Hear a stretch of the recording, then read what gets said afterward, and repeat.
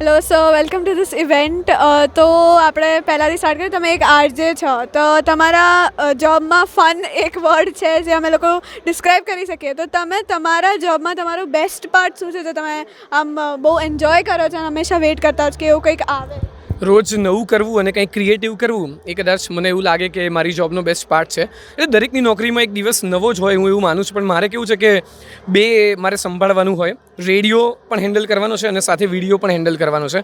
તો રોજ મારે ડિસાઇડ કરવાનું કે મારું રેડિયો પર કયું કોન્ટેન્ટ જશે જે બહુ જ અલગ હોય, અને રોજ મારે એવું ડિસાઇડ કરવાનું કે મારે વિડીયોમાં કયું કોન્ટેન્ટ જશે તો એ અલગ હોય. તો પણ મને બહુ ગમે રોજ મને કંઈક નવું વિચારવું અને લખવું. અને ફ્યુચર મીડિયાના સ્ટુડન્ટ્સ છે જે આ વિડીયો જોવાના છે, તો તમે એમના માટે શું કહેશો કે આ ફિલ્ડ રિલેટેડ કંઈક? તૈયાર થઈ જાઓ બહુ મોટી ચેલેન્જ માટે, હું એવું જ કહીશ.